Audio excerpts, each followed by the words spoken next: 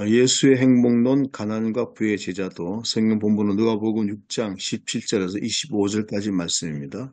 예수께서 그들과 함께 내려오사 평지에 서시니 그 제자의 많은 무리와 예수의 말씀도 듣고 병 고침을 받으려고 유대 사방과 예루살렘과 두로와 시돈의 해안으로부터 온 많은 백성도 있더라. 더러운 귀신에게 고난받는 자들도 고침을 받은지라. 온 무리가 예수를 만지려 힘쓰니 이는 능력이 예수께로부터 나와서 모든 사람을 낫게 함이로라. 예수께서 눈을 들어 제자들을 보시고 이르시되 너희 가난한 자는 복이 있나니 하나님의 나라가 너희 것임이요 지금 줄인 자는 복이 있나니 너희가 배부름을 얻을 것임이요 지금 우는 자는 복이 있나니 너희가 웃을 것임이요 인자로 말미암아 사람들이 너희를 미워하며 멀리하고 욕하고 너희 이름을 악하다 하여 버릴 때에는 너희에게 복이 있도다. 그날에 기뻐하고 뛰놀라 하늘에서 너희 상이 큼이라. 그들의 조상들이 선지자들에게 이와 같이 하였느니라. 그러나 화 있을진저 너희 부유한 자여 너희는 너희의 위로를 이미 받았도다. 화 있을진저 너희 지금 배부른 자여 너희는 줄이리로다. 화 있을진저 너희 지금 웃는 자여 너희가 애통하며 울리로다. 모든 사람이 너희를 칭찬하면 화가 있도다. 그들의 조상들이 거짓 선지자들에게 이와 같이 하였느니라. 주일 여섯째 주일 주제는 예수의 행복론, 가난과 부의 제자도. 본문은 방금 읽으신 누가복음 6장 17절에서 26절입니다. 주석은 박정수 교수님, 성결대학교 교수님 하셨고요. 설교 착상으로 본문 읽기는 역설의 지혜로 이렇게 착상을 했습니다. 고대 유대인들의 질문은 왜 사는가인데 그 대답은 토라인데 인간을 향한 하나님의 뜻이 담긴 하나님의 말씀이다. 그렇다면 그럼 어떻게 살 것인가? 대답도 잠언, 전도서 또는 시편, 지혜를 모은 집, 지혜 문학에서 찾았고요. 이스라엘의 지혜는 변화하는 세계 속에서 인간은 어떻게 적응할 것인가에 대한 답변이고 이것이 바로 삶의 방식입니다. 성서의 지혜는 오늘 살아가는 우리에게 어떻게 살 것인가를 제시합니다. 그러면 어떻게 살 것인가? 기독교적 답변은 삶의 역설을 통과하는 어떤 관점인데, 예를 들어서 바울이에는 보배를 담은 질그릇, 표현을 넘어 본질을 담고 있다고 봅니다. 중국 문화와 사상사의 중요한 흐름이 이제 도가, 불가, 육아의 예를 들었는데, 육아는 인간을 중심으로 한 국가의 규범, 질서, 문화적 틀을 형성합니다. 여기에 반해서 도가는 육아의 틀을 허물어 무의자연, 즉 사람의 힘을 더하지 않은 그대로의 자연을 지향하는데, 이것이 바로 노자 철학에 있어서 핵심 개념입니다. 도에 따라 사는 것이 최상의 삶인데, 여기에 대한 사유 방식은 역설의 지혜가 나타나는데, 예를 들어서 큰 그릇은 늦게 이루어진다 등이 있습니다. 역사적 문학적으로 본문 읽기를 보게 되면은 본문의 구조 분석인데요. 본문을 두 단락으로 보는데 첫 번째 단락은 6장 17절에서 19절인데 제자도 단락의 도입부로서 이 내용이 마태복음 5장에서 7장 산상설교, 예수님의 윤리적 설교의 토론에 본문의 말씀이 팔복으로 표현되고 있습니다. 그리고 누가복음에는 사복 사화로 구성이 되고요. 누가복음의 평지 설교의 첫 번째 선포 내용입니다. 예수님의 지상 사역에서 선포된 복음을 받아들이는 제자가 누구인가, 또 이들에게 무엇을 요청하고 있는지를 보여줍니다. 학자들은 누가의 평지 설교가 예수님의 역사적 상황을 좀 반영하고 있다고 보고 있습니다. 문학 양식은 구약 성서나 유대교 문헌에서 누가복음과 동일한 양식은 찾기 어렵다고 보고 있습니다. 마카리오이로 시작하는 후비투서 13장 14절을 볼 수 있습니다. 본문의 마지막 부분 20절에서 26절인데요. 부한 자들에 대한 네 가지 화를 선언하는데 지향선언 형식은 예언자적 심판 선언에 유리했다고 보고요. 누가복음 형태로 복과 하가 결합된 상태는 구약 성서나 유대교 문헌에선 찾아볼 수가 없다. 이렇게 주석하고 있습니다.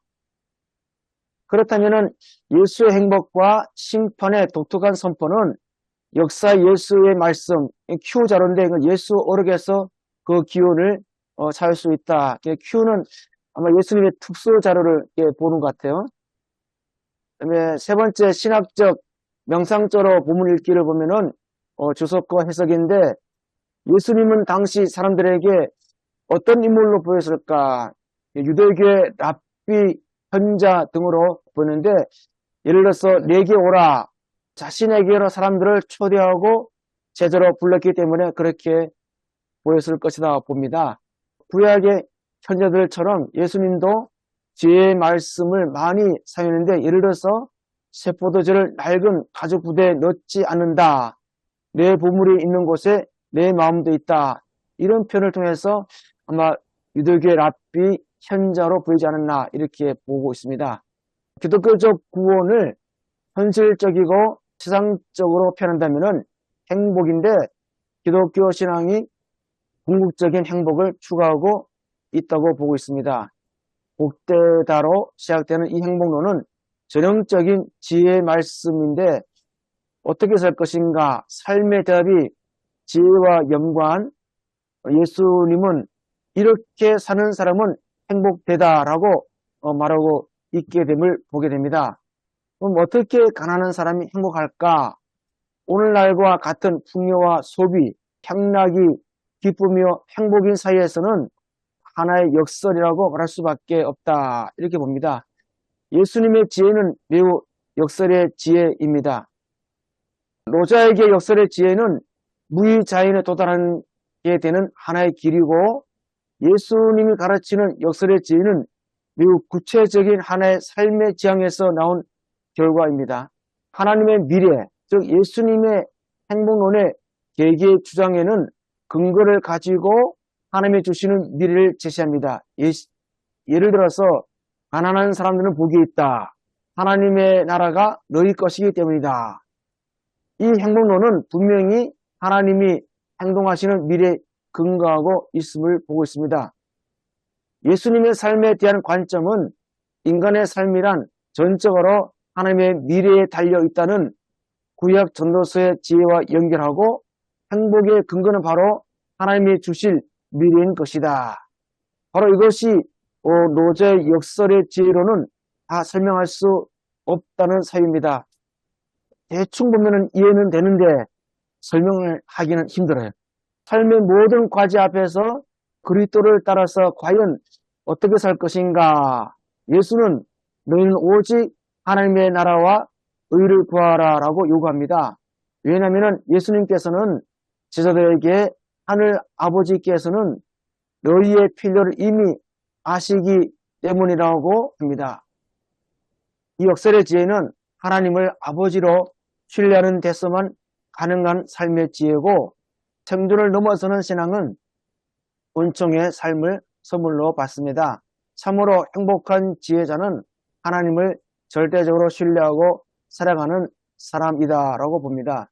네 번째, 위기심판적으로 회개적으로 본문 읽기를 보게 되면은 누가의 신학은 가난한 자에게 복음을 전하는 예수님의 모습인데 부에 대한 날카로운 비판을 담고 있습니다.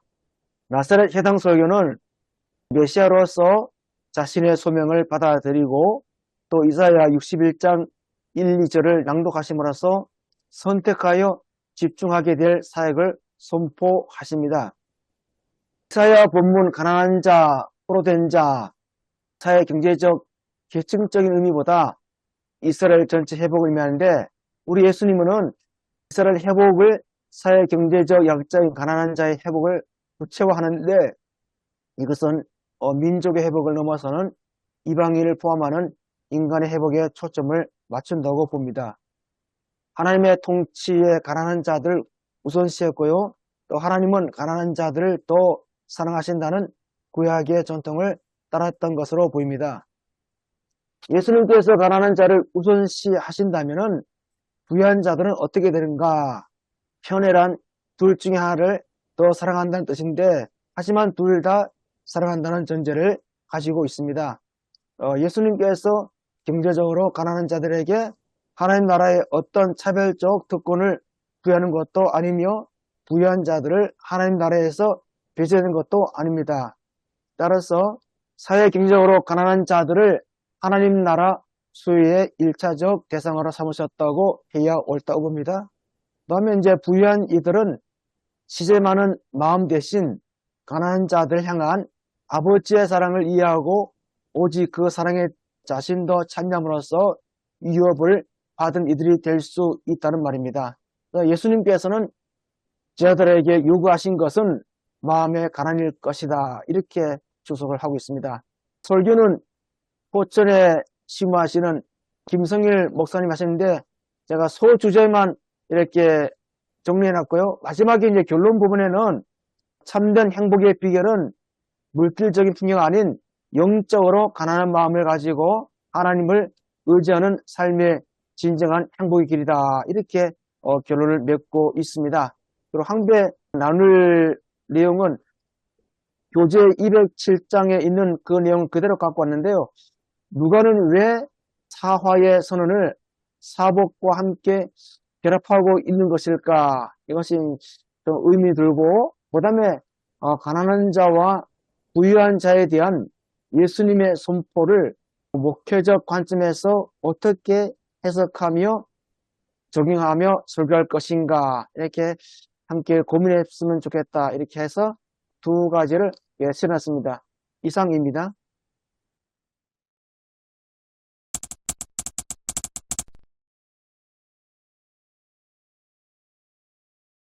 오늘은 평지설교의 그 앞부분 첫 번째 선언에 관한 내용입니다.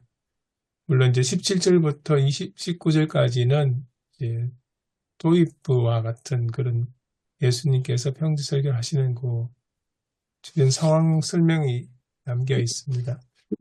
그래서 유재령 목사님께서 오늘 첫 번째 질문을 하셨던 게 누가는 왜 사화의 선언을 사복과 함께 결합하고 있는 것일까? 그렇게 질문하셨습니다. 오늘 주석에도 이 부분이 잠깐 언급이 되고 있습니다. 이런 형식, 네 개의 복과 네 개의 화를 연결해서 하는 게 의학 쪽에는 전혀 없다는 그런 이야기를 하시거든요. 그렇다면 왜 누가는 이런 네 개의 복과 네 개의 화를 연결해서 했을까? 혹시 목사님께서 여기에 대해서 좀 생각해 보신 적이 있으신가요? 예를 들면 이제 마태복음 같은 경우 우리는 흔히 아는 산상설계가 5장에서 7장까지지 않습니까? 그리고 사실 마태도 유대 그 바리새인과 서기관에 대해서 혹독하게 비판하는 부분이 있는데 그거는 마태복음 23장 이야기거든요.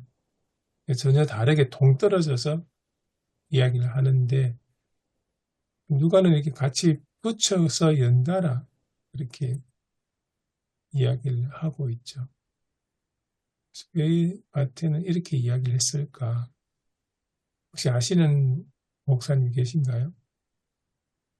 저는 어저께 그 발제를 준비하면서 예수님께서 이 부분을 구약 문헌이나 이런 쪽은 없지만서도 그러나 어떠한 그 예언자적 그런 어떤 비판적 그런 그 전통을 좀 따르지 않았나, 제 나름대로 이렇게 좀 그런 조심스러운 그런 추측을 좀 해보게 됩니다. 그래서 혹시 다른 목사님들은 어떻게 생각하는지 그런 생각이 들어서 이게 올렸습니다. 언뜻 드는 생각인데요. 네. 그 제사장 관점에서 보면 행복이 초점일 수 있고 예언자의 그 비판 정신이나 저항 정신으로 보면 뒤쪽에 또 초점을 맞출 수도 있겠고 또 지혜자의 전통으로 보면 또 대조법을 쓰잖아요. 그러니까 이걸 뭐 동양의 역설로 이렇게 몇 가지 예를 들기는 했습니다만 결국은 극단을 얘기하면서 진리가 뭔지를 선포하는 측면에서 보면 그러니까 하나님 나라가 뭘까? 또 어떻게 사는 삶의 방식이 하나님 나라를 지향하는 자세일까라는 측면에서 보면 이제 굉장히 몰아붙이는 것이 있는 거죠. 이 양극단에 네가 뭘 선택할 건가? 뭐 이런 측면에서 지혜자의 전통을 또 볼 수 있지 않겠는가? 이런 생각도 들고요. 그리고 마태, 마가, 또 큐 문서 이런 측면에서 또 보면 또 이제 다른 또 깊이 있는 얘기들을 할 수 있겠습니다만, 네, 저는 그 부분은 잘 모르겠습니다. 저도 이 부분이 굉장히 어렵다고 생각이 들고요. 사실상 좀 정밀하게 좀 공부를 좀 해 두어야 되는 그런 부분이 아닌가, 그런 생각도 합니다. 마태복음 5장 산상수훈에서도 가난한 자가 복이 있다. 이제 그 대신에 이제 심령의 가난한 자 이야기하고 있고요. 또 누가복음도 직설적으로 그냥 영적인 게 없이 가난한 자가 복이 있다라고 했는데 이 두 개는 분명히 차이가 있다고 생각을 합니다. 마태복음 같은 경우에는 그 스바냐 선지자의 남은 자 사상, 가난한 자에 대한 의미를 이제 가지고 왔던 인용했던 이제 마태요. 여기서 가난의 어떤 정신성, 이것이 매우 강조된. 그래서 어떻게 보면 그 가난한 자가 그 제자들의 무리 더 가까운 그런 모습을 좀 이야기할 수가 있겠고요. 또 사실상 이제 누가복음은 전혀 좀 다른 의미의 또그 비슷하면서도 다른 차원의 가난한 자를 이야기한 것이 아닌가 생각을 합니다.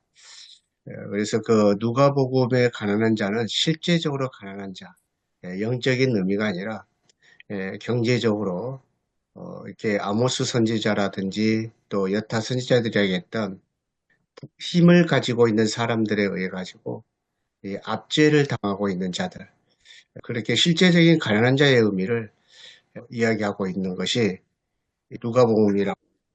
그리고 사복 사화 이야기가 이렇게 나와 있지만 부자들이 또한 누구냐라는 것도 이제 또 철저히 또 다시 봐야 되는 것이라고 봅니다. 여기에 부자들은 그냥 보편적으로 부자들 그런 것을 이야기한 건 아닌 것 같아요. 모든 사람들을 싸잡아가지고 좀 힘이 있는 사람들은 다 부자다 해가지고 그 사람들에게 화가 있다, 그런 의미는 아닌 것 같고요. 어떻게 보면 이스라엘의 역사 속에서 계속 내려왔던 그 부자들, 세습적으로 그래서 엄청난 기득권을 가지고 있는, 이제 저 생각에는 이제 예루살렘에 있는 그 지도자들, 그들의 힘으로, 자기의 힘으로 얼마든지 그 인간의 삶을 파괴할 수 있고, 가난한 자를 압제할 수 있고, 또 착취할 수 있고, 또 여러 가지 또 이렇게 겉모술수로 또 빼앗을 수도 있고, 이제 그럴 수 있는 그런 사람들에 대한 부자가 아예 말씀이 아닌가, 그런 생각이 들고요. 그렇지만 이제 하나님의 나라를 이야기했을 때에, 오늘 주석에도 있지만 부자는 절대로 천국에 올 수 없고, 그런 건 아니고, 부자도 얼마든지 하나님의 나라의 백성이 될 수가 있다. 그렇지만 영적으로 가난해져야 된다. 그래서 이제 그 영적으로 가난해지는 의미가 뭐냐? 그것도 이제 우리가 또 생각해 볼 문제가 아닌가, 좀 그런 생각이 들기도 하고요. 그래서 아무튼 마태복음과 누가복음의 차이를 이야기할 수 있다고 한다면, 마태복음은 가난의 어떤 정신성이 매우 강조됐다고 한다면, 누가는 실제적으로 가난한 자, 그리고 이제 하나님의 나라가 이루어졌다는 것을 확실히 이제 체험하고 목격했던 경험이 있던 것 같아요, 누가는. 그것이 이제 사도행전에 가난한 자가 없어졌더라. 그것을 실제적으로 경험하면서 이 말씀을 실제적인 우리의 삶에 그대로 적용해서 말씀한 것이 아닌가, 저는 좀 그렇게 조금 생각해 보고 있고요. 좀 가난의 의미가 뭔지, 또 하나님의 나라의 그 정의가 어떻게 이루어지건지, 이게 누가는 굉장히 확신한 것 같고, 그리고 그 의미를 구약의 만나 메추라기 사건부터 좀 면밀히 우리가 좀 같이 연결해 봐야 이 말씀을 더 명쾌하게 드러나지 않을까. 그래서 어마어마한 비밀이 담겨져 있는 그런 말씀이라는 생각이 좀 듭니다. 네.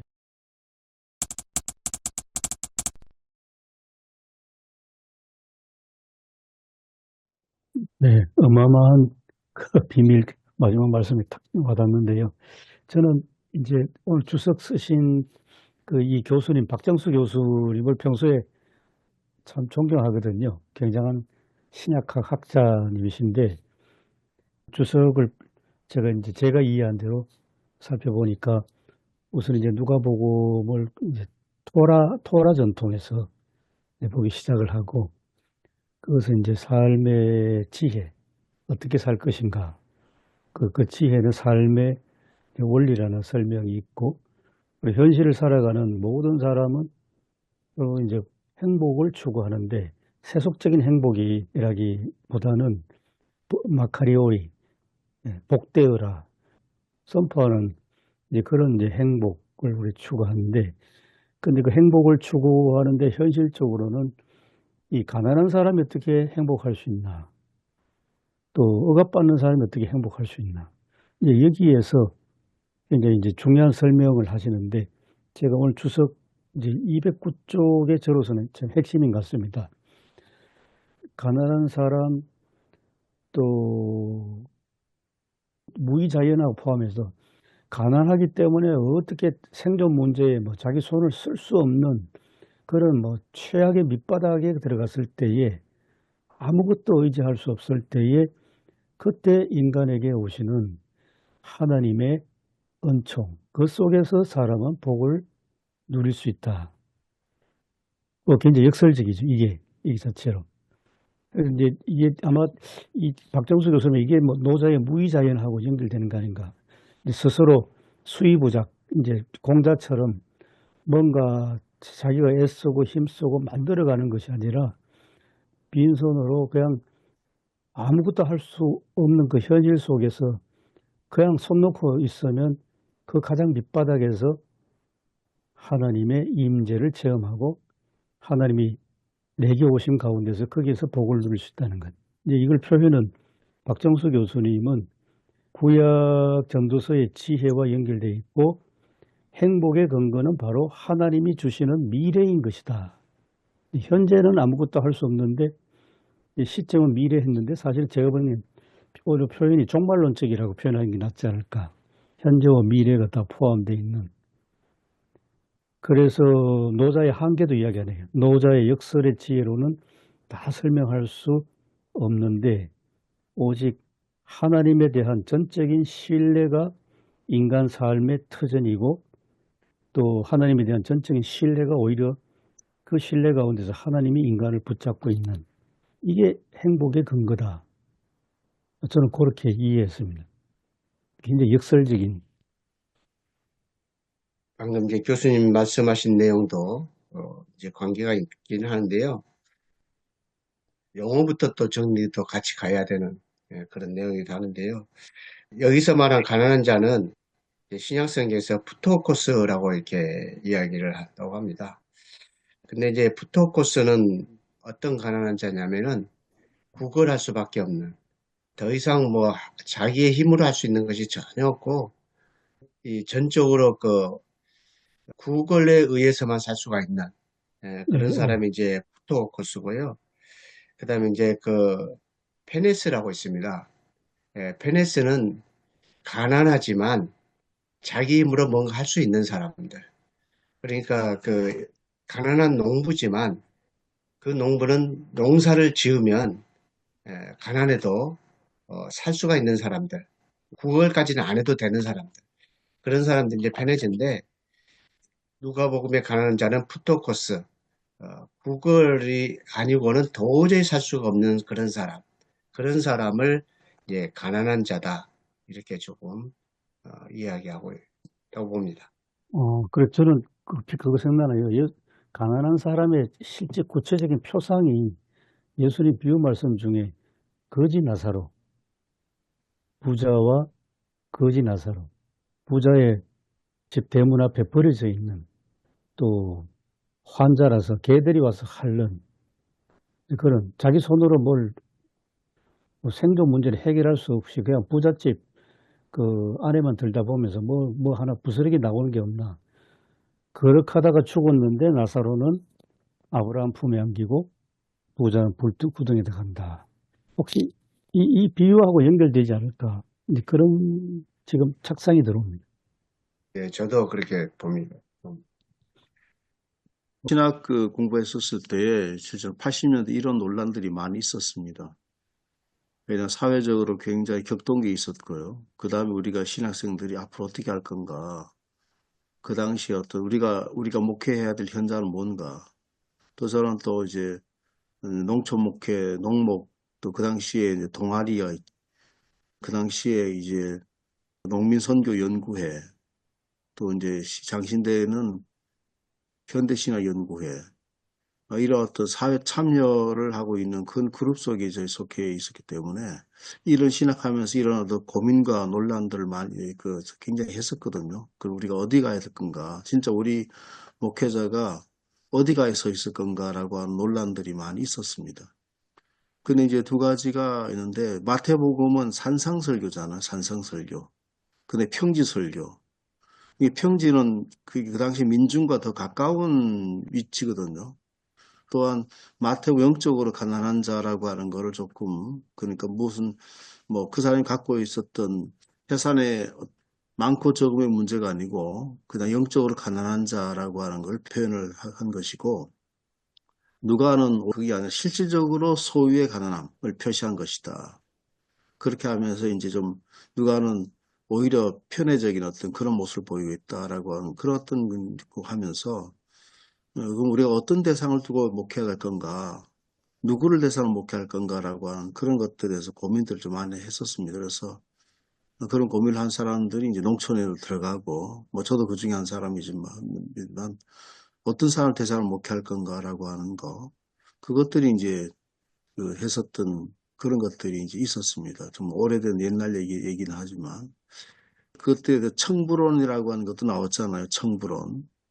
예, 나왔죠. 청부론, 부자가 존재하니까, 특히 뭐, 도시계라든지 부자가 존재하니까, 부자 그리스도인이 있으니까, 그 청부론이 실제로 나왔었고요. 뭐 이런 것들 고민들이, 목회자들의 고민들이 있었는 것 같습니다. 저는 개인적으로는 그 당시 예수님을 누가 찾아왔는가라고 하는 어떤 대상들에 대해 집중을 해볼 필요가 있다고 봅니다. 그래서 구약 성경의 전통도 가난하다고 해서 무조건 그 사람들을 옹호하거나 하지 않는다는 거죠.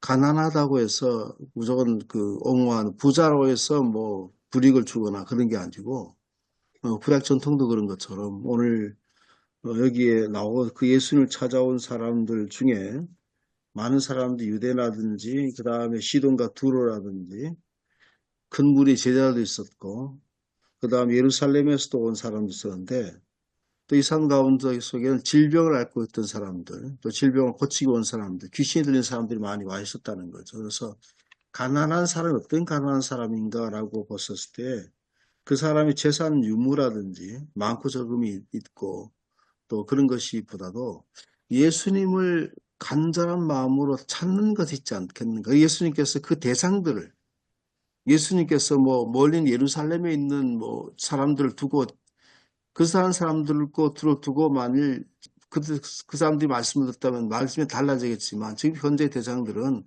바로 그런 대상들이 향해서 말씀하고 있다는 거죠. 그렇다 본다면 예수를 정말 간절히 찾을 수밖에 없는 사람들.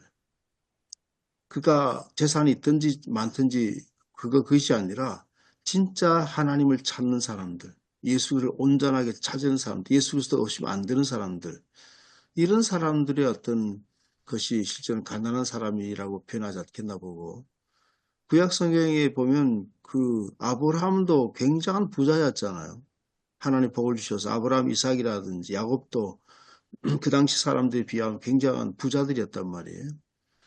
그러다 보면 그러나 그들에게 공통적인 것은 하나님이 없이는 살 수 없는 사람들이었다. 그러 본다면 이게 신학적인 예수님과의 어떤 그 연관성이 있지 않겠나 봅니다. 그렇다고 해서 부자들이 갖고 있는 그것들에 대해서 뭐 어떤 부에 대해서 용인한다든지 그건 아닌 것 같고요. 근데 우리가 이제 보통 그렇게 말하잖아요. 하나님 말씀은 보편적이고 우주적 진리다 이렇게 말하잖아요. 더구나 이제 예수님 하신 말씀인데 그 말씀이 어떤 단서가 붙지 않은 이거는 이거다 했을 때는 이 말씀이 모든 상황, 모든 시대를 뛰어넘는 진리다. 이게 보통 이렇게 말하는데 지금 이제 예수님이 가난한 자는 복이 있고 부유한 자는 화가 있다라고 했을 때 우리가 이제 이거를 풀이할 때 이걸 보편적이고 우주적 진리로 받아들여야 되는가 그런 고민을 하고 있는 거잖아요. 그러니까 예수님이 말씀하신 가난한 자는 모든 가난한 자가 아니다. 모든 부유한 자는 아니다. 이렇게 얘기해 버리면 예수님이 하신 말씀이 우주적이고 보편적인 진리가 안 되는 거예요. 그래서 어떤 단서가 붙어야 된다는 거죠. 이렇게 해석할 수밖에 없는 우리 상황이 있는데 이 부분에 대해서 우리가 어떻게 봐야 되는가 한번 뭐 어떤 말씀은 그냥 예수님 말씀을 어느 상황에 적용해도 딱 들어맞는 진리다 이렇게 말하면서 이 부분에 대해서는 그래도 여기에 뭔가 단서가 있다 그렇게 우리가 풀이하고 있는데 그걸 우리가 어떻게 좀 더 고민해 봐야 될 것 같고 또 하나 이제 마태복음에서는 심령이 가난한 자다라고 했는데 그거는 영적인 가난을 얘기한 거다 이렇게 말했을 때도 저는 당장 드는 생각이 그러면 그 말 그대로 심령이 부요한 자는 복이 없다 이렇게 봐야 되는가? 영적으로 부요한 자는 복이 없다. 또 이렇게 말하기는 어렵잖아요. 당장 느낌으로 봤을 때 뭐 마음이 부요한 자는 복이 없다 이렇게 말하는 것도 이게 안 맞잖아요. 그래서 마태복음이 심령이 가난한 자는 복이 있다고 해서 이거는 누가복음이 말한 현실적인 가난이 아니고 영적이다 이렇게 또 그 얘기하기가 좀 어렵지 않을까. 왜냐하면 또 그 뒤에 나오는 말씀들은 심령이 온유한 자, 뭐 거기까지는 되지만 그 뒤에 갔을 때 뭐 핍박을 받는 사람들, 의를 위해서 박해받는 사람들을 얘기할 때는 심령으로 박해를 받는 사람이란 얘기가 없잖아요. 그런 거 봤을 때 이거는 영적으로 봐야 되고 이거는 그냥 현실적으로 봐야 되고 또 이렇게 말하기도 어렵지 않을까 그런 생각이 듭니다. 어쩌다면 이분법으로 흘러가지 않을까요? 그렇게 될 경우에는. 그렇기 때문에 그럼 가난이라고 하는 어떤 뭐 기준이 뭔가? 요즘 말하면 GDP로 그러면 그렇게 구분 지어야 되는 건가? 가난이라고 하는 의미가 그렇지 않습니까? 그 예수님 사회도 가난하다는 사람들이 그 어떤 기준에 정도 재산 갖고 있어야 가난하고 정도 있어야 부자고 그런 기준을 정하기 어렵잖아요. 지금도 마찬가지 아니겠습니까? 지금도 우리 사회에서 가난하다는 게 뭔가 그거를 뭐 소득으로 어떤 기준할 건가? 그러면 국가도 가난한 국가가 있고 부유한 국가가 있잖아요. 한국도 뭐 겨우 선진국에 들어갔다고 그러는데 다른 나라에 비하면 상당히 부유하잖아요. 어떻게 보면 지금 현재 상황으로서는. 그러니까 많은 사람들이 특히 우리나라 태국과의 어떤 그 문제, 특히 이제 태국 노동자들이 엄청나게 몇 년 전만 하더라도 태국의 노동자들이 엄청나게 그냥 보인다라고 생각했거든요. 볶음밥 태국 노동자였거든요. 그중 불법 노동자들이 이제 정말 많다는 거죠. 불법 체류한 사람들이. 그래서 매개적인 마찰도 지금 벌이고 있고 그런 상황인데 그럼 뭘 기준으로 할 건가? 뭐 혹시 GDP로 예. 이런 예는 어떠십니까? 이제 현실적으로 말씀하시니까 저도 이제 TV에서 본 아주 눈여겨본 하나인데 유재석 씨 프로그램이었는데요. 몇 년 전에 경희대학교에 무려 1,300억을 기부한 노인 여성이 한 분 계셨습니다. 이분은 경희대학교 한의학과를 졸업해서 침으로 굉장히 젊었을 때부터 유명한 분인데 워낙 용한 침을 잘 놓는 한의사라서 이란의 팔레비 시절에 70년대에 어떻게 소문을 듣고 이란 대사를 좀 치료해주는 그게 인연이 돼가지고 이란에 초청받아가지고 이란 왕실에서 한의 의사로서 침을 놓고 하는 그렇게 시작을 했습니다. 해가지고 이란에서 하여튼 엄청난 이제 돈을 벌어가지고 그리고 이제 1,300억이라는 돈을 그 어마어마한 것을 경희대학교에 이제 기부했는데 근데 보니까 목적이 너무 뚜렷했습니다. 자기가 그 경희대학교를 졸업한 후부터 우리나라의 의학계의 노벨 수상자가 나와야 된다. 자기한테 가르쳐준 선생님이 말씀이 한의와 양의를 결합하면 여기서 노벨 상을 받는 사람이 한국에서 나온다고 거기에 꽂혀가지고 이분이 평생 자기 소원이 엄청난 돈을 벌었는데 그 돈 가지고 뭐 할 거냐. 그래가지고 1,300억을 경희대학교에 앞으로 노벨 수상자가 나오더라고.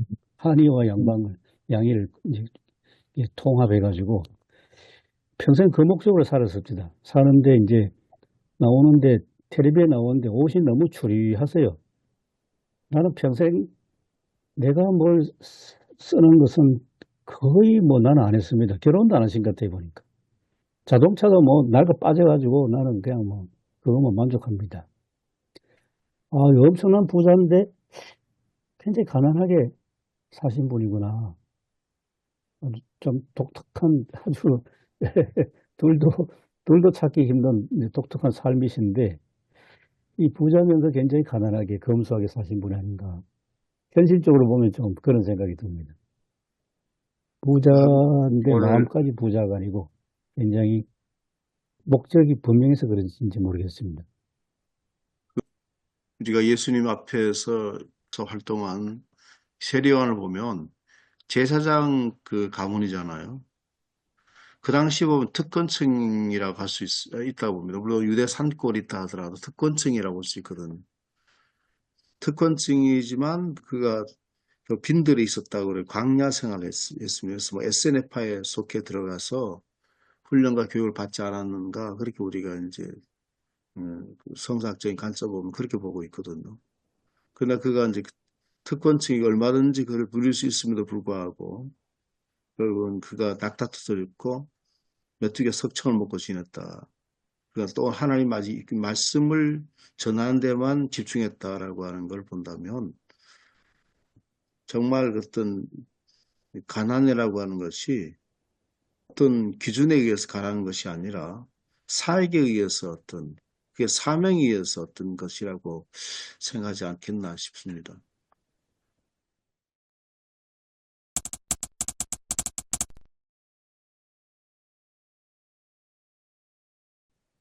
성경에 참 부자도 많고 가난한 자도 많다는 생각을 하는데요.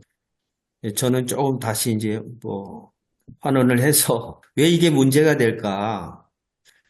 그러니까 그 지혜자 전통의 지혜의 역설이 보편적인 지혜, 일상성의 지혜가 있을 뿐만 아니라 그 체제의 전도적인 뒤집어 엎어버리는 이런 변혁적인 지혜가 같이 공존하잖아요. 그런 의미에서 동양적인 지혜의 한계를 또 볼 수 있는 부분인데 결국 왜 가난과 부가 문제가 될까? 지금 구약의 전통을 따르는 것이 분명한데 그 기반은 결국 인간 존재의 평등 그리고 그렇지 못한 현실에 있어서 이걸 극복하기 위해서 그러면 공평을 지향하는 공동체 정신을 너희들이 실현해라. 이게 이제 기본이라는 생각이 들거든요. 근데 이걸 어떻게 실현할 것인가는 또 이제 자본주의 사회 안에서는 이게 자발적인 가난인지 강요된 가난인지 뭐 절대적 가난인지 아니면 뭐 상대적인 가난인지 사실 이걸 또 명백하게 개념은 있지만 실제로 우리가 사역하는 그 대상 또 우리가 살고 있는 이 체제 안에서 이걸 명확하게 명시적으로 또는 우리 사회에서 이건 가난이고 이건 부다 이렇게 얘기한다는 게 쉬운 일은 아닌 것 같습니다. 그러니까 결국 이게 가난이냐 부냐 이게 굉장히 상대적인 것인데 결국은 그러면 내 삶의 자리와 관련이 있고, 그럼 왜 누가복음 이 초기의 기록이 왜 마태에게 있어서는 영적인 해석으로 가능했는가? 또 아까 이제 교수님 말씀처럼 이게 시간의 한계성 속에서 종말론과 이어지는 그 소망의 부분. 그러니까 현실을 타개할 수 없는 막힌 담을 직면하는 가난한 자 입장에서 또 다른 희망의 고문이라는 측면이 아니라 정말 현실적인 것을 어떻게 극복하기 어떤 대안으로서의 하나님 나라를 얘기한다는 측면에서 보면 굉장히 파격적인 말씀이고 역설이 또 하나의 그 한계에 있는 현실을 이렇게 표현하는 방식일 수도 있고 또 그 막혀진 담을 허물 수 있는 또 다른 탈출구의 역할도 하는 게 아닌가라는 생각을 해보고요. 그러니까 그 표상이 뭘까 했을 때는 예수님이 부활자로서 가난한 자발적 가난의 행태로 십자가를 우리에게 주신 이게 굉장한 그 힘이 될 수도 있고 또 굉장한 심판일 수도 있지 않을까. 왜냐하면 불을 포기하지 못하는 사람 입장엔 그거 자체가 심판이잖아요. 그 분은 하나님이 근원이고 그거는 모든 것에 다 속한 것인데 그걸 자기 소유화하고 사적인 권리로 그거를 쓰기 시작하면 하나님의 영광은 추구할 수 없고 또 하나님의 일을 감당할 수도 없으니까 이게 문제가 생기는 게 아닌가. 이게 막혀진, 그러니까 꽉 막힌, 뭐 교회도 그럴 수 있잖아요. 교회도 세상과 소통하지 않으면 이게 완전히 그 썩은 물이 되듯이 그런 측면에서 보면 이 부와 가난의 이 공존 또 부와 가난의 어떤 그 흐름을 어떻게 가져갈 것인가는 이게 뭐 저희들도 고민하지만 정치인들도 또 경제 전문가들도 고민해야 되는 아주 실제적인 문제가 아닐까라는 생각을 해봅니다. 결국 저의 삶의 자리, 그러니까 예를 들어서 안양의 관양동은 60만, 한 10년 전에 60만이었고 지금 한 53만 명까지 한 6, 7만 명이 줄어든 이제 안양 전체에서 가장 가난한 동네. 그렇지만 여기는 부자가 또 꽤 많은 그걸 보면은 이 부와 가난의 격차가 굉장히 심한 안양에서 두 동네를 꼽으라고 한다면 이쪽 동네와 또 어느 동네거든요. 이 동사무소가 복지센터라는 복지 이름이 걸린 거의 초창기의 동네예요.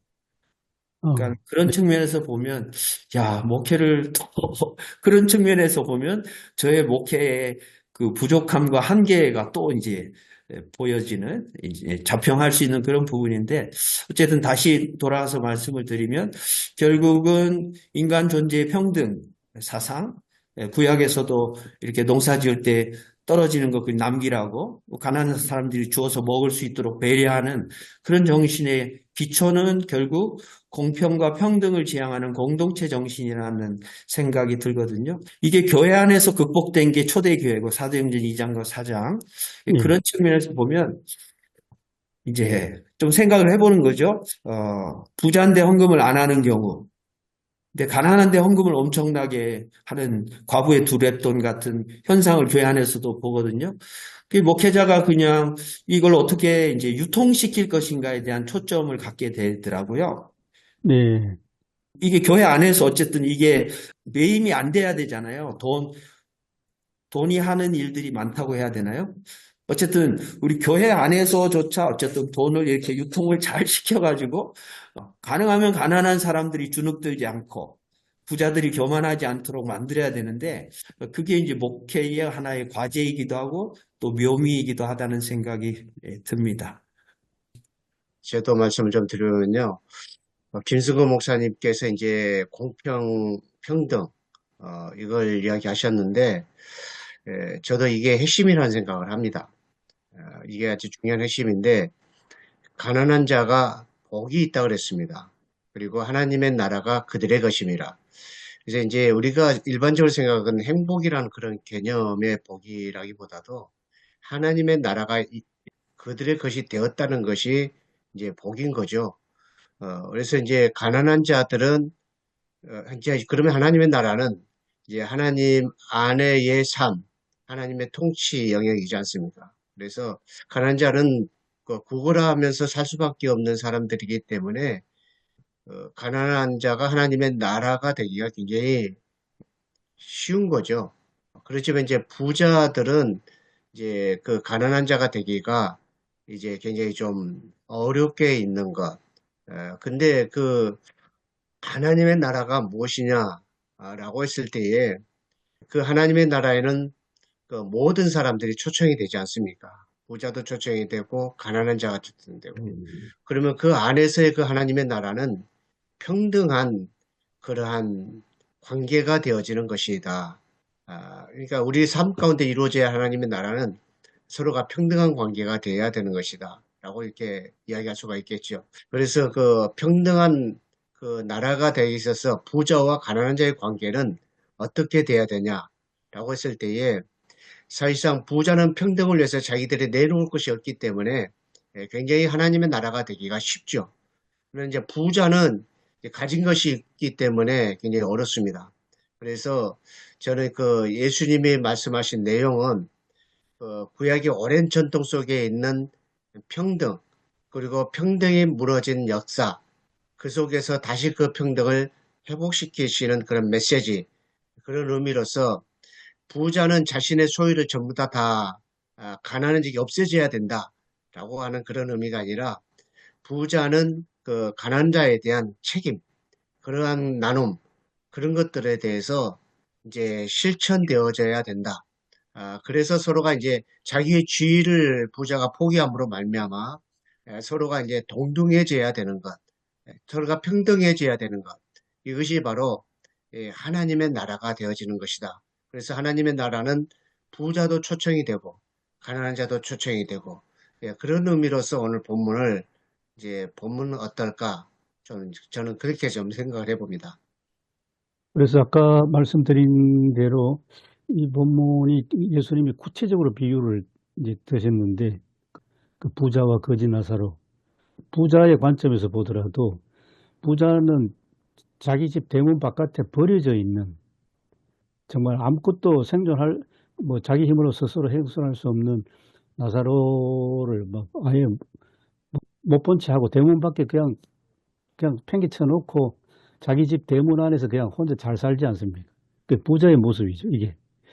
이런 건 이제 소통이 없고, 그 다음에 이제 극단적인 이기주의적이고, 그리고 가난한 사람 돌볼 마음은 전혀 없고, 또 하나는 누가복음 12장 보면 부자 이야기인데 예수님이 이런 부자의 전형이 어리석다고 한 사람. 평생 먹고 쓸 것을 창고에 잔뜩 모아뒀는데 혼자 즐거워가지고 내 평생 먹고 살 거 지금 다 모아놨다. 그렇게 혼자 뭐 떠들고 즐거워하고 있는데 하늘에서 이 어리석은 부자야. 네가 오늘 죽으면 너 많은 소유가 누구 것이 되겠느냐. 저는 예수님의 비유 말씀 마지막이 중요하다고 봅니다. 누가 부자냐 하는 거예요. 가난해지지 말고 누가 부자냐. 하나님 앞에서 부요한 사람이 진정한 부자다. 마지막 그렇거든요. 저는 오늘 이 본문 말씀이 이게 오늘 계속 이렇게 들으면서 참 이게 중요하다 싶은 게 이제 우리 가장 뭐 우리가 살아가는 현실, 이웃의 현실, 우리 자신의 현실도 있지만은 전 세계적으로 보면 정말 놀랄 지금 뉴스가 나오지 않습니까? 미국 대통령 트럼프 가자에 전쟁으로 파괴되고 사람들이 막 죽고 쫓겨나고 하는데 저걸 완전히 뭐 인종청소 해가지고 싹 가자에 살던 팔레스틴 사람 몰아내버리고 거기다가 새로운 도시를 그럴듯하게 지어가지고 관광지역을 만든다고 하잖아요. 아우, 너무 끔찍한 이야기 같아요. 저한테는. 결국은 인종청소 한다는 말이고, 뭐 엄청난 자본을 투입해가지고 멋진 신세계를 만드는 그런 가상의 공간을 꿈꾼다는 것 자체가, 야, 트럼프 저 사람 정말 무서운 사람. 오늘 본문도 그 빈부격차의 문제를 극복할 수 있는 비결을 예수님께서 이제 말씀해 주셨던 그런 부분이라고 생각이 드는데요.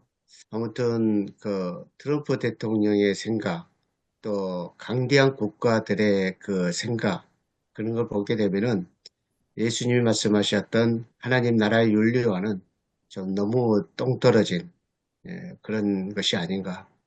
그런 생각이 들고요. 아무튼 우리 사회나 우리 교회나 어디서든지 간에 이제 빈부격차에 대한 부자와 가난한 자의 간격이 있는데 이거에 대해서 우리가 좀 그 해결해야 할 것들을 현실적으로 말씀해 주신 그런 것이 아닌가. 그래서 그런 얘기 하더라고요. 양극화 이야기를 왜 이 나라가 양극화가 됐느냐 그렇게만 보지 말고 너희 교회 속에 있는 양극화부터 먼저 해결해라. 그런 이야기를 했습니다. 그래서 우리들 속에 있는 양극화부터 해결하지도 않으면서 왜 양극화에 대해서 이렇게 이야기하느냐. 그런 이야기를 제가 좀 들었는데 굉장히 제가 진짜 현실적으로 좀 고민해야 될 그런 문제가 아닌가. 제가 그런 생각도 좀 해왔습니다.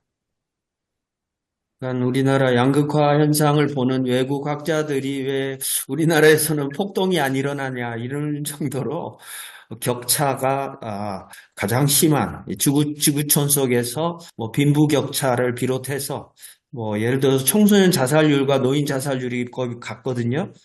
이런 나라는 없어요. 결국 거기에는 가난이라는 측면이 있거든요. 그러니까 고독사도 많고, 그러니까 결국 이 부의 평등 문제, 균등화시키는 이 문제는 사실 말 그대로 우리의 현실이죠. 그런데 이제 진짜 부자가 누구인가, 가난한 자인가 누구인가, 또 그 근본은 이제 평등성인데 이걸 어떻게 공동체 실현할 것인가, 결국 하나님 나라 지향성을 가진다는 측면에서 보면 격차 해소라는 측면도 그렇고, 실제로 우리 교인들은 이제 어떤 사람은 이제 뭐 기업체 사장도 있고, 어떤 사람은 깡통 하루에 수십 개 모아가지고 겨우 이렇게 생존하는 그런 분들도 계신데, 이걸 교회 안에서 어떻게 해소할 것인가? 이게 참 어쨌든 뭐 답이 없고 고민만 되는 문제인데요. 하나씩 둘씩 조금 찾아 나가야 될 것 같다는 생각이 들고요. 이것은 이제 가난의 상속, 이걸 강화시키는 것은 학교고, 또 결국 이 아이들이 겪는 어려움들이 있거든요. 부모에 대한 원망도 있고, 근데 이거를 교회가 어떻게 그들의 문제를 교회의 문제로 품고 끌어안아서 그걸 어떻게 해서라도 조금 해소해줘서 그들의 인생이 이렇게 막혀있지 않고 좀 가능성을 교회가 이렇게 제시해 줄 뿐만 아니라 다음 세대가 가지는 그 절망감을 어떻게 조금 또 격려해서 그들의 인생을 하나님 자녀답게 살아갈 수 있게 할 것인가.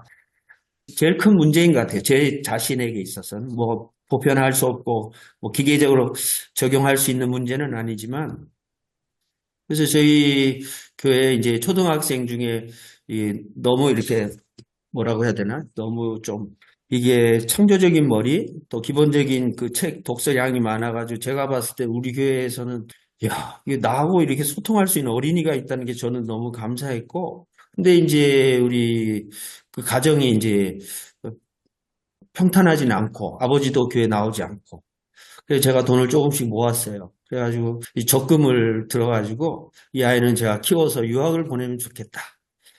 그런 생각을 가지고 몇 년을 이렇게 했는데 어머니가 이제 우리 교회 반주도 하고 있고 청년 때 와서 지금까지 오랫동안 이제 봉사하면서 묵묵히 집도 먼데 택시 타고 왔다 갔다 하면서 딸 데리고 이제 신앙생활을 하는 가정이에요. 근데 그렇게 제가 이렇게 마음먹고 한다 하니까는 조금 처음에는 이렇게 수용을 하더니만 나중에는 너무 이렇게 부담스러워하고 또 거절해서 좀 하다 못했는데 뭔가 이렇게 어쨌든 체제적으로든 개인적으로든 아니면 제가 못하면 할 수 있는 사람들 좀 끌어들여가지고 이런 이제 일들이 있는데 조금 이 필요를 조금 내가 채울 수 없으니 아니 나보다 돈이 좀 더 많으니까 좀 남는 돈 있으면 좀 투자하시라고 이렇게 좀 해보려고는 하고 있는데 생각같이는 잘 안 되더라고요. 잘 안 되고 격차 해소하니까 저도 좀 말씀드리고 싶습니다. 무슨 서울만 해도 지금 아파트 값으로 따지는 게 제일 간단하니까 강남하고 저 강북 아파트 값이 5배 차이가 지금 난다고 하거든요. 우리 서울시 안에서도 똑같은 서울이 아니라 엄청난 지금 부의 편중 현상이 심각하고, 제가 이제 우리 목사님들 참 생각하면서 어제 저는 조신호 목사님 죄송합니다. 조신호 목사님 목회하는 교회에 가서 이제 난예배 설교를 했는데요.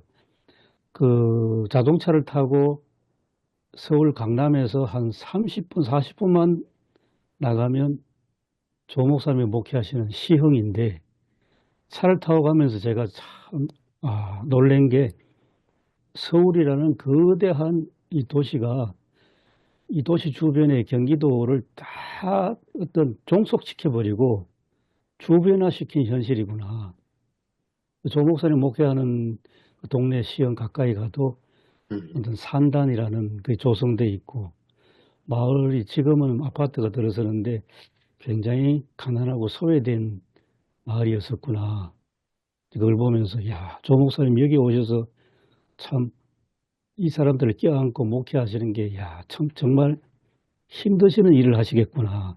그걸 이제 느꼈거든요. 양평은 어떤지 모르겠습니다, 문 목사님. 예, 여기도 뭐 다 주변인들입니다. 예. 그래서 참 서울로 들어가지 못하고 장거리로 매일 출퇴근하는 젊은 세대들 생각하면, 소수의 어떤 서울에서 잘 나가는 사람들 모두 다 주변화 시켜버리는 이 양극화 현상이 경제적인 것뿐만 아니라 사회, 문화, 정치까지 다 소외시킨 이 현실이 참 우리나라가 이렇구나. 하여튼 조 목사님 엄청 고생하십니다. 네, 저도 하나 말씀드리고 싶은 게 있는데, 저는 한 6년 전에 이제 계속 저는 청년들과 함께 목회를 해왔는데, 6년 전에 제 목회 패러다임이 바뀐 적이 있습니다. 그 전까지는 이제 청년들을 바라볼 때, 왜 이 친구들 이렇게 바빠서 교회를 안 나올까 많이 생각을 했었는데, 2018년 정도에 제가 캠퍼스 사역할 때, 이제 기독인 연합 그 대표하는 학생이 있었습니다. 친구가 개척교회 목사님 아들이었는데, 이 친구가 이제 저랑 자주 식사 교제를 하다가 얘기를 하면 자꾸 배가 아프다고 이렇게 얘기를 하는 거예요. 그래서 이 친구 왜 이렇게 배가 아플까 이렇게 고민을 하면서 알아봤는데, 알고 봤더니 이제 개척교회 목사님 아들로 사역하면서 이제 아르바이트를 하다 보니까, 먹을 게 없다 보니까 편의점에서 아르바이트를 하다가 유통기한 지난 음식을 먹으면서 계속 배가 막 아픈 거예요. 그러면서 이제 저도 이제 논문 준비하면서 다른 루트로 알아보다가, 요즘 청년들이 이제 안 나오는 게 아니라 못 나옵니다. 그러면서 일종의 이제 교회가 어떻게 보면 뭐 다 그렇진 않지만 있는 자들의 리그. 왜냐하면 이제 청년들이 요즘에 뭐 신문에서 보시고 뭐 또 사회 현상도 아시겠지만, 졸업을 해도 바로 정규직은 거의 어렵고요. 인턴을 거치던가 계약직을 하던가 해서 이제 정규직으로 이제 진입을 하고, 아르바이트를 하는 친구들도 완전히 이제 워낙 자영업을 얻었다 보니까 주 40시간 이상씩 아르바이트를 쓰는 그 점주들이 없다고 합니다. 그래서 쪼개서 일주일에 뭐 15시간, 12시간 이렇게 쪼개서 생활하다 보니까 월 뭐 40, 50 정도 받으면서 살다 보니까 이 친구들이 이제 사실은 교회에 나갈 수 있는 시간도 없는 거죠. 그러다 보니까 청년들이 점점 어떻게 보면, 교회 오는 친구들은 그나마 시간이 좀 남고 여유 있는 친구들이 교회 와서 그렇게 활동하는 측면도 있지 않나 라는 생각이 듭니다. 뭐 들어보셨겠지만 지옥고라는 얘기가 있습니다.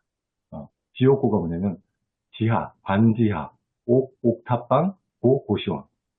이게 이제 현재 오늘날의 청년들의 주거 생활이거든요. 지옥고. 지었고. 네, 그래서 이렇게 힘들게 생활하고 있는 청년들이 사실 교회로 올 수 없는 상황에서 그냥 교회 안에서만 기다리고 있어야 되겠나.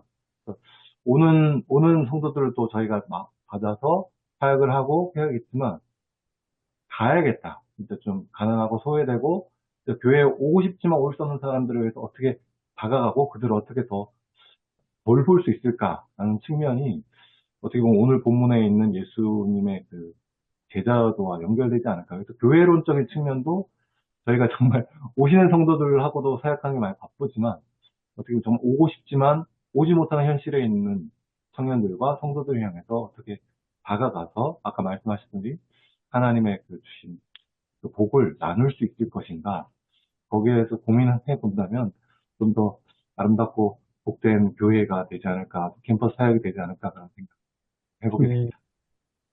예, 감사합니다.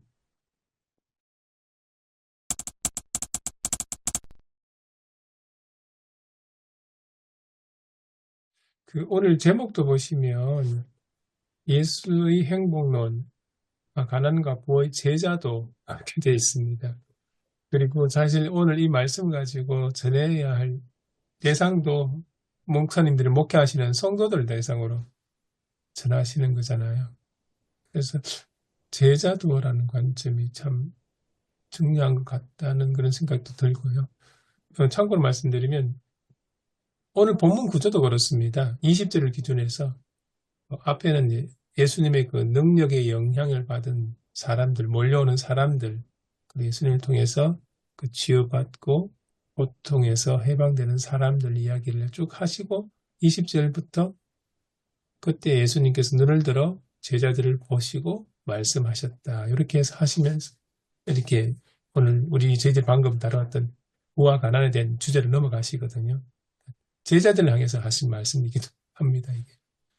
그런 관점들 참고하시면 좋겠다는 그런 생각이 들었습니다. 이제 이번에 설교 준비하면서 이렇게 한번 해보면 어떨까 생각이 드는데요.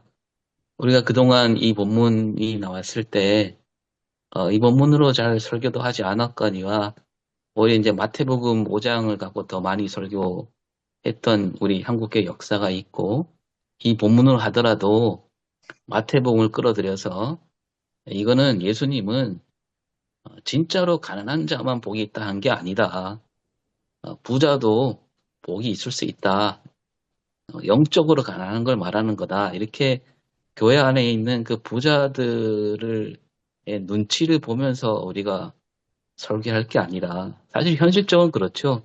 교회 안에 부자가 다 떠나버리면 교회가 또 유지가 되기 어려우니까 그런 측면도 있겠지만 그러나 이번만큼이라도 그냥 액면 그대로 받아들여서 우리가 진짜 예수님 말씀하신 걸 그대로 그냥 한번 선포해보면 어떨까. 여러분 가난한 사람에게 복이 있다고 했다. 이렇게 좀 그 단서 붙이지 말고 이거는 진짜 가난이 아니라 마음이 가난한 거다 이렇게 붙이지 말고 한번 그냥 그대로 이렇게 설교 준비를 하면서 그 안에서 우리가 어떤 그 하나님이 주시는 깨달음을 얻어야 되지 않을까. 뭐 시편 말씀에 그 이제 하나님을 가까이 하는 것이 내게 복이다라고 했는데 사실 그 말씀조차도 어떻게 보면 뭐 그 당시 제사장들이나 기득권자들이 그 말씀을 모르지는 않을 거 아닙니까? 알면서도 그렇게 생각하고 있는데 뭐 그거는 또 어떻게 보면 어느 정도 부자라야 절기를 지킬 수 있잖아요. 재물을 마련할 수 있고 그렇게 보면 또 절기를 지키고 재물을 마련해야 하나님을 가까이 하는 것이고 그런 생각들이 이제 아주 퍼져 있는 상태에서 예수님은 그래도 가난한 자가 복이 있다라고 말씀하셨는데 우리가 그 말씀을 그대로 받들어서 한번 얘기를 해보는 게 좋을 것 같고 저희 이제 교회 잠깐 얘기하면 우리 권사님 중에 한 분이 특송을 했는데 주와 함께라면 가난해도 나는 좋아 뭐 이런 찬양 옛날 찬양 있잖아요. 그 특송을 하시길래 제가 끝나고 나서 권사님 그거 진심이죠? 가난해도 하나님과 함께하면 나는 좋다. 그거 진심이죠? 그랬더니 바로 손살을 치는 거. 아니에요. 가난만큼은 안 돼요. 그러더라고요. 네. 가난해 보셨구나. 네. 그래서 요번에 한번 그 말씀을 그대로 얘기하면, 준비하면 어떨까 그런 생각이 듭니다. 저는 이제 그 하나님의 나라의 평등, 서로가 동등해지는 것이 좀 중요하다는 것을 좀 강조하고 싶고요. 그러면서 이제 왜 가난해졌는가? 그 문제를 좀 그 성경적으로 쭉 좀 정리를 좀 해보려고 생각을 합니다. 족장시 때부터 해가지고 왜 가난해졌는가. 그래서 가난해지는 과정 속에서 첫째는 이제 경제적으로 가난해져서 주변으로 밀려날 수밖에 없었던 사람들. 그러면서 점차적으로 인간관계에서의 변화. 이제 저 사람들은 이제 사회적으로 계급이 낮은 그런 사람으로의 취급. 그러면서 이제 완전히 하나님과 자연과 또 이웃과 가장 심각한 것은 가난한 자가 자기 자신으로부터 또 분리돼 버리는 그런 문제들을 조금 다루면서 사실상 오늘 평지설교의 말씀은 가난한 자들을 추켜 세우는 것도 있지만 부자들에 대한 메시지이기도 하다. 저는 쪽에 또 이야기를 하고 싶고, 그래서 저도 이제 지지난주에 설교할 때 사랑은 자신의 지위를 포기하는 것. 그럴 때에 서로가 동등해지게 하는 것이 바로 사랑이다. 라고 하는 것을 조금 이야기를 했었는데, 그래서 그 서로가 우리가 평등해지는 그 하나님의 그 나라의 그 사상을 좀 이제 초점을 그런 식으로 맞춰서 좀 설교를 하고 싶은 마음을 가지고 있고요. 가난한 자 부자의 제자도 이 부분도 제목이 좀 괜찮지 않을까 좀 그런 생각이 들어서 일단은 가난한 자와 부자의 제자도 이제 그 제목만 좀 잡아서 좀 왜 가난해졌는가, 가난의 결과는 뭐였는가, 여기서 예수님께서는 어떻게 평등 사상으로 이것을 다 극복하시기를 원하셨는가, 좀 그런 관점으로 좀 말씀을 좀 준비를 좀 해볼까 생각하고 있습니다. 저는 이제 이런 생각이 듭니다. 단순하게 이제 누가복음에서 누가가 바라보았던 예수에 대한 시각, 이게 이제 제가 알고 있기로는 가난한 자, 또 소외된 자, 이런 사람들을 위하여서 오신 예수 그리스도. 그러니까 이제 누가복음 12장에 가면은 우리 아까 잠깐 그 부자, 어리석은 부자 얘기 나오지 않습니까? 지금 문 목사님도 잠깐 지나가면서 말씀하셨는데 가난한 자에 대한 어떤 메시지라기보다는 탐심을 가지고 있는 부자가 다 잘못된 것이 아니라 탐심을 가지고 있는 부자가 문제가 있는 것이죠. 그러니까 그것에 대해서 얘기를 하면서 하나님의 나라가 어디에 있느냐, 그리고 그 가난한 자, 소외된 자, 아픈 자, 병든 자, 이런 사람들을 위해서 오신 예수 그리스도, 우리들이 정말 예수 그리스도의 제자라고 한다면 예수님께서 그 속으로 뛰어들어서 그들을 위해서 행하셨던 것처럼 그 제자의 길을 쫓아가야 된다. 그러면서 이 부자에 대한 어떤 그 탐욕에 대한 것, 특히 오늘날 이 물질 만능 사회에 이런 어떤 부분들에 대해서 메시지를 저는 좀 전해야 되겠다, 이런 생각이 듭니다. 저도 그 복과 화의 의미를 조금 이제 준비하면서 예수님의 새로운 가치관, 또 하나님 나라의 가치에 대해서 부자와 가난, 그 부분을 이제 또 시골에서 목회하니까 또 교인들 상황이 또 진짜 가난한 사람들이니까 좀 그렇게 설교를 포커스를 맞춰야 되겠다 생각이 듭니다. 근데 저도 사실 이 설교를 하는 거가 쉽지는 않은 게 우리 교회에 정말 열심으로 이렇게 안수 집사님 중에 젊은 안수 집사님은 정말 부자예요. 수백억 부자예요. 이게 참 쉽지 않아요, 이게. 이런 어떤 부분들이. 그리고 정말 돈이 많이 있는 정말 수백억 부자, 그 안수 집사님 말고 다른 분은 11조를 10만 원 해요. 그러니까 이런 설교할 때마다 정말 불편할 수밖에 없어요. 정말 쉽지 않은 그런 어떤 부분들이 또 있어서 대부분은 가난한데 정말 어렵고 뭐 이렇게 간병인하고 뭐 이게 요양사 뭐 이렇게 하는데 정말 돈이 있는 사람들도 있거든요. 그런데 이런 어떤 부분들, 근데 예수 그리스도의 제자가 되십시오라고 하기가, 그리고 오늘 밤에 이 어리석은 부자를 데려가 이런 얘기를 하기가 참 어렵죠. 이건 어떻게 해야 되나. 이런 고민해 봐야 되겠습니다. 저는 하나님을 찾는 자, 예수 그리스도를 따르는 자라고 하는 의미로 한번 보려고 합니다. 좀 전에 조 목사님의 저처럼 그 예수님께서 어떤 형과의 재산 분배 문제에서 누가복음 12장에 나오잖아요. 어리석은 부자의 이야기는 이제 형에 의해서 재산을 좀 이렇게 제대로 좀 이렇게 공정하게 나눠주도록 해라라고 하는 그의 요청에 대해서 누가 나를 재산을 분배한 조정관을 세웠느냐 이를 거부하잖아요.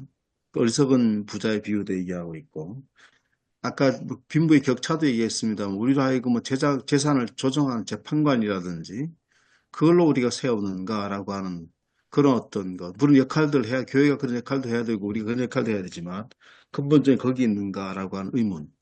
두 번째는 부자 청년의 어떤 이야기, 부자 청년의 어떤 관한 비유잖아요. 그래서 부자 청년의 핵심 비유는 돈을 나눠주고 안 나눠주고 하는 그것이 아니고 예수 그리스도를 따르느냐 안 따르느냐 거기에 핵심이 있다고 봅니다.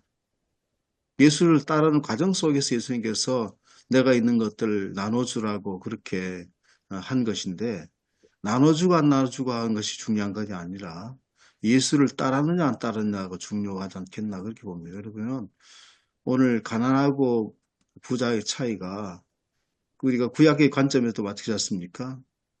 그의 관점에서도 결국은 하나님을 온전하게 따르느냐 안 따르느냐라고 하는 것에 관해 얘기하고 있고 하나님으로 예수 그리스도를 온전히 따르느냐 안 따르느냐 그 관점에 의해서 보면 어떻겠나 싶습니다.